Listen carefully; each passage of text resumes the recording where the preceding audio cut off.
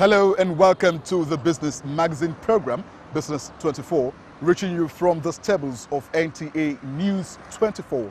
I'm Chimobi Walter and many thanks for joining us. On our lineup today, we'll look at the intricacies involved in shaping a framework to keep the economy running seamlessly. We will also look at what farmers are up to, especially as the harvest season sets in. There are also our regulars segments, Moving Nigeria Beyond Oil, and a review of the capital market. All these when we come back from the break.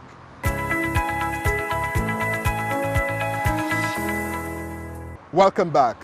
Let's hit the ground rolling now. Nigeria has so far saved over 400 billion naira through production, supply and export of agricultural produce. The initiative under the Agricultural Diversification Policy is equally improving the socio-economic well-being of farmers and state governments across the country. To this end, the 2018 Farmers Output released this week indicates that more monies would be generated as farmers' output increase above that of 2017. Let's now join Musa Baba Aliu for more on this development.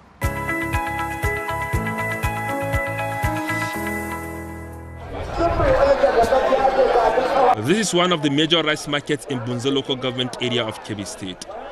The Bunza market is at its core, is named after the local government area. The over a century-old market, which is always a beehive due to volume of business transactions, is classified among the biggest paddy rice markets in Nigeria. Even though there are no records of how many tons of rice come in and out of the market, the operators of the rice trade say over 500 truckloads of rice leave the market daily. Apart from the Bunza market, there are other major rice markets in Suru, Kamba, Yauri and Jega, where close to 1 million tons of rice exchanged for money. This therefore places Kebbi State as the largest producer of rice paddy in 2016 and 2017 wet and dry season farming. Rice become the most popular because whenever you say you are from Kebbi, what people look at is rice. Well, we make a tremendous success in rice production. Right from the inception of this administration to date, Kebbi State is the leading rice producer in this country. And to crown it all, out of the 5.67 million metric tons produced in this country, Kebbi State alone produced 3.56 million metric tons of rice per annum. But the 2018 survey conducted by the Agricultural Research Institute Zaria with the collaboration of Federal Ministry of Agriculture indicates that Niger State is to lead in rice production this year. The state is expected to produce 700 metric tons of rice at the end of this year's rainy season. Kaduna State leads in maize production in the country with about 900,000 metric tons. Kano State is to lead in sorghum with 500,000 metric tons. Even in 2017, Niger State led in rice production in Niger State. And the contribution of Fadama towards that is assisting some of our farmers with inputs, tractor hiring, and other necessary facilities. Like in Niger State, by now, we've assisted over 11,000 farmers in rice production, each of them cultivating 1 hectare of rice, amounting to 11,000 hectares of rice since 2015 to date. In livestock production, Kano is top with 12 million cattle, Zamfara 3.7 million cattle, while Sokoto State is third with 600,000 cows. However, Zamfara State is leading in sheep rearing with 6 million, Benue State follows closely with 1 million, and River State has the least of 200,000. Almost all the states, 36 plus MCT, increased their production in terms of areas, in terms of, covering more areas compared to last year.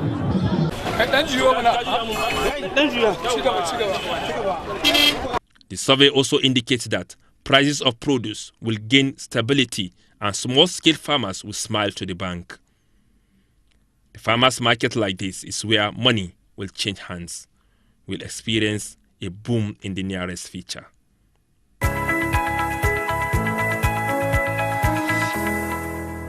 It is not all about policy statements, but how much the local farmers has keyed into the clarion call of a green economy. And so, whether you describe our next report as a reflection of the agricultural revival initiative of the federal government on food security, or you choose to see it as the law of sowing and reaping, and you won't be wrong. Hamza Musa Makrafi tells us that farmers in Nasarawa State are grateful for government's push in agriculture and are optimistic about a return to the days when agricultural commodity had the reputation of key revenue earner.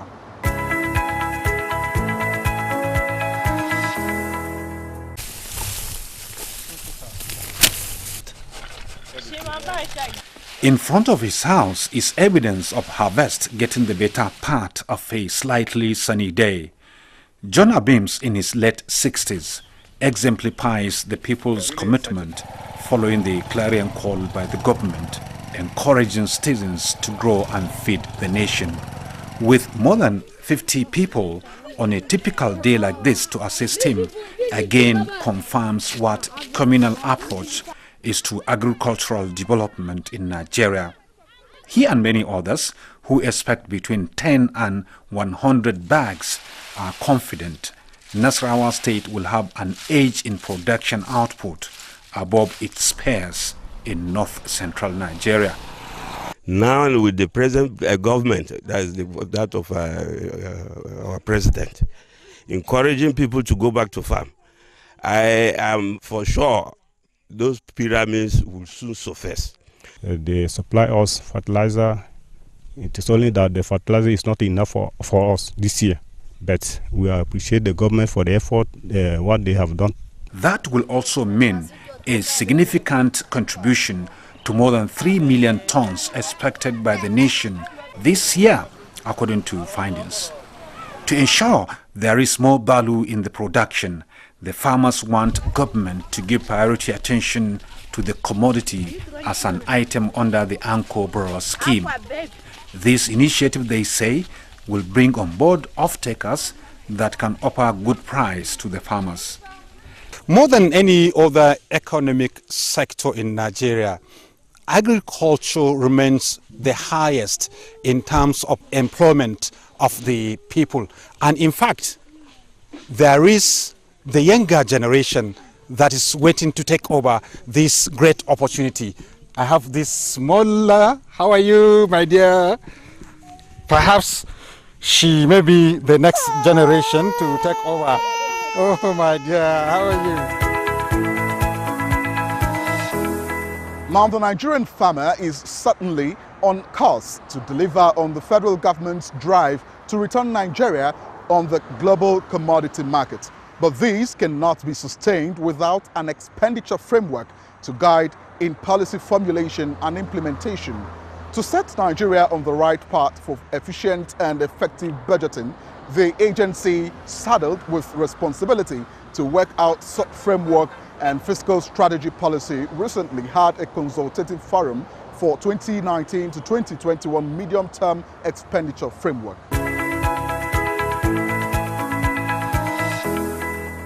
Since Nigeria exited its worst recession in 2017 through the implementation of the federal government's Economic Recovery and Growth Plan, various sectors of the economy have taken a positive turn towards sustainable growth.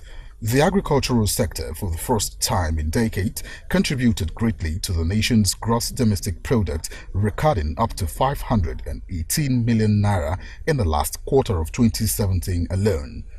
Some observers say the various steps by the federal government to ensure stability in the country's growing population has yielded the desired results. The N-Power program is a very good policy of the government and is laudable. This one has leveraged the poverty level of the citizenry. One, I am a graduate, I have no job. You have a provision in this policy. And of course, if you have something to do and you are being paid, it is not when you are being paid in millions, but then there is consistency in the payment, then, I mean, your standard of living will improve. And if your standard of living improves as an individual, the gross domestic product of the nation is touched. To further ensure the economy is placed on a positive trajectory, the Minister of Budget and National Planning, Senator Udoma Udoma, during the Stakeholders Consultative Forum on the Medium-Term Expenditure Framework, revealed that the country may be forced to reduce the size of its budget for 2019 from 9.1 trillion naira in 2018 to 8.6 trillion naira in 2019 in order to reduce the nation's level of borrowing. The GDP growth rate, our target for our projection for 2019 is 3%, 2020 3.6%, 2021 3.9%. These are a little bit more modest than our initial targets, but it's clear to us that we cannot in this time frame achieve those initial targets, but we still believe that this country can achieve 7% growth rate. And if we continue the way we are going, we will achieve it. According to the Minister of Budget and National Planning, Senator Udoma Udoma, oil production volume is projected at 2.3 million barrels per day, while the Naira-dollar exchange rate is expected to have some stability at 305 Naira to a dollar. He further noted that the Economic Recovery and Growth Plan policy of the federal government will play a significant role in achieving a medium-term target of 7% growth. Experts believe that the budget cannot achieve these projections if the internally generated revenue is not improved upon by ministries, departments and agencies as well as private sector participation.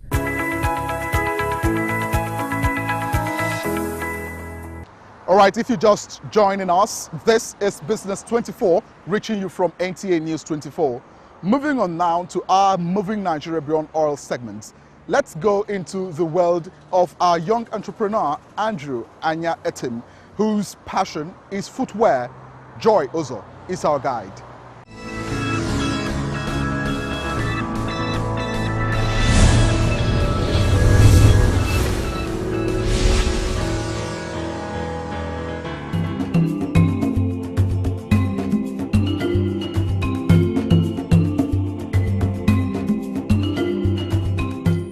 He can best be described as a man of many skills, making and selling both male and female shoes, bags and a variety of other fashion accessories.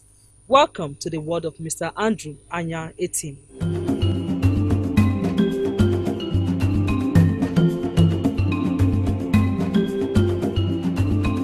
Sharing his experience with Business24, this creative craftsman said he started marketing shoes in 2001, but ventured into the professional sphere of a cobbler in 2015. It's a business I've been inside for a long time because the basic necessities of a human being is shelter, food and clothing. And the shoes is an integral part of the clothing side. So it's something I've had a passion for. I now notice that so many people, that we Nigerians, we like to buy imported shoes. And after some time, I decided that there is a market for shoes we can do here. Because when we are making our shoes here, our quality is different. We can tailor our shoes to the specific needs of our customers. So we just started and took it up from there. First-hand encounter with him, one thing is visible: passion and creativity, a blend which he attests inspires him to consistently build his capacity and become better in his line of business. Like fine wine, he gets better at his trade and brand, attracting the Nigerian and international markets. Mr. Andrew says shoemaking business is no doubt lucrative, but more friendlier government policies and interventions for entrepreneurs like him can aid expansion and give a first lift to the overall value chain of the leather business in Nigeria. Not many people actually believe in this business as of this time now.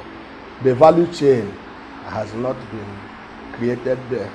Because you see this leather now we are using, is from the hide and skin from the cows we eat.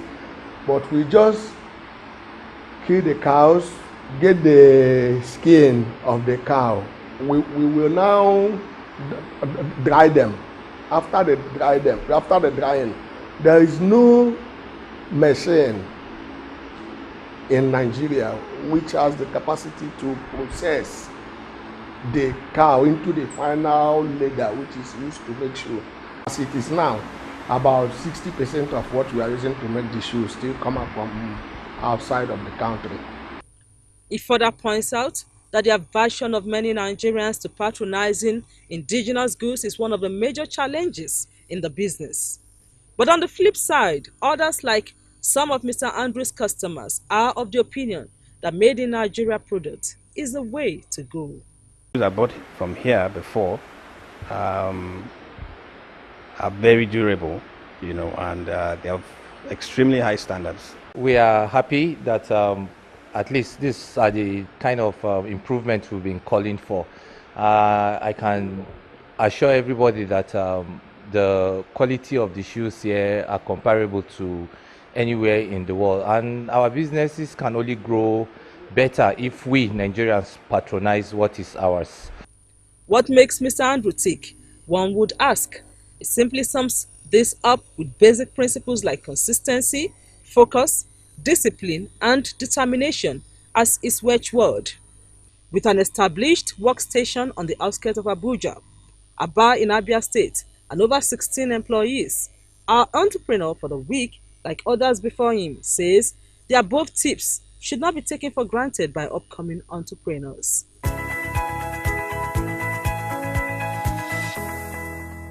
Interesting, right?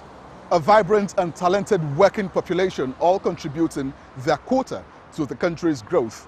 We now hear from Femi Boyede, our in-house export expert, on those tips that could help you build your export business.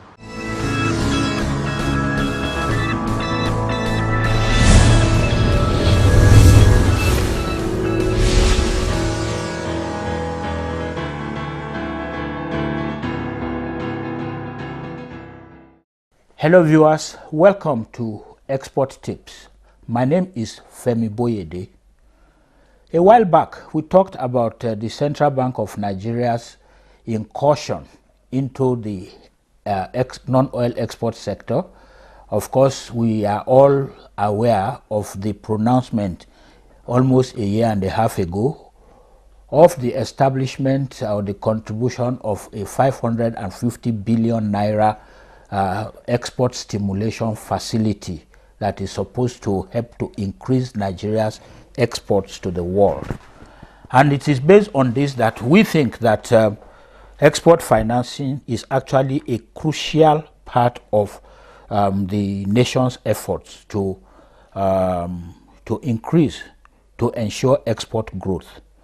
Again, not too long ago, when Theresa May visited Nigeria, she announced the contribution, not a donation now, British government's financial support that they were going to release about 750 million pounds to push exports from Lagos State.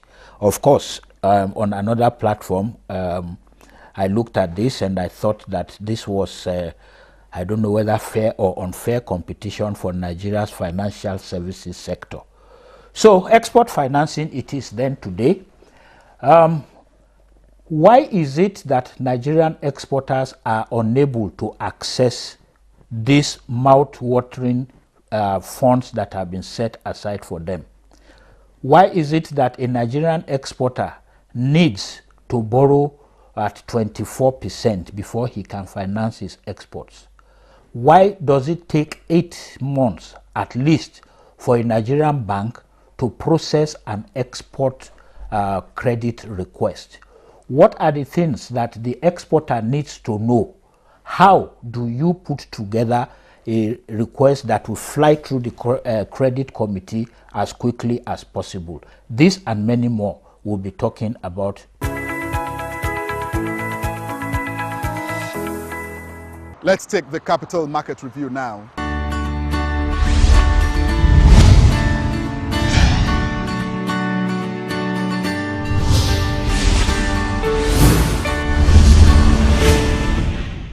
The market performed marginally positive during the week. The market closed 32,456.98 basis points.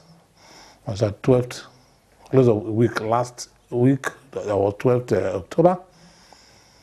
And the close of business today, it appreciated to 32,841.69 basis points, thereby appreciating by 384.71 basis points. So market appreciated as I predicted. And I equally do predict that the major drivers of the market this week will be might likely be the third quarter result of listed companies. And indeed, this week we witnessed some results that were published.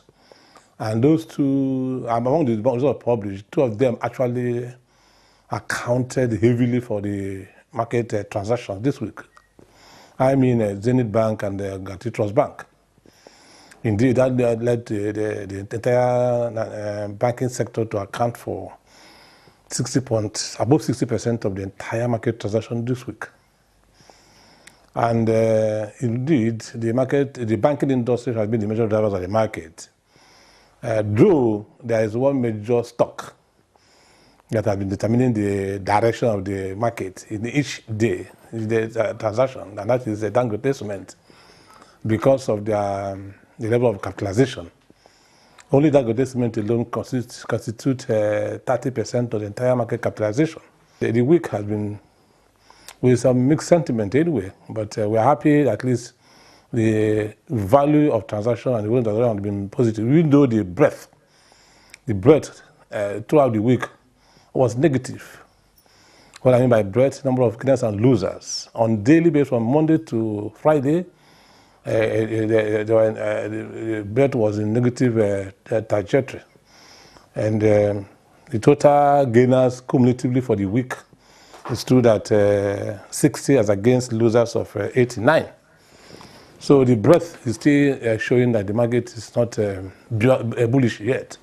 It's still bearish. The market is still bearish, but we are still hopeful that as more results of the third quarter performance of these companies are listed, I'm talking about next week, that we may likely witness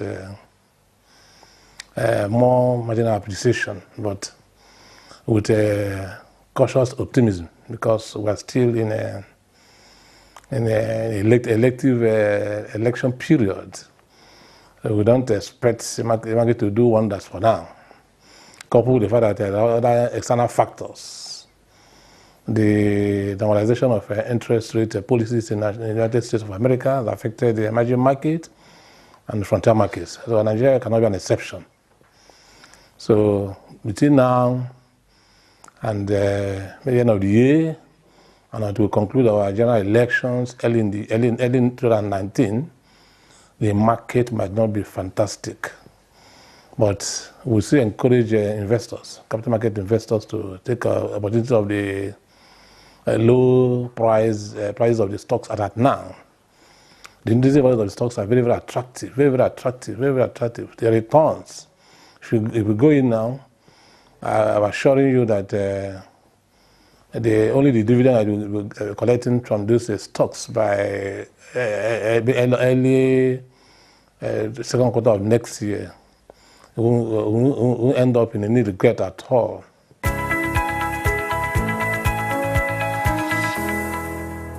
If you would like to participate on any segment of the program, do call the numbers on your screen. You can also follow us on the social media. And it is on that note we draw the curtains on today's episode. Keep a date with us, same time, same station, next week. I'm Chimobi Walter Naji. Many thanks for being with us.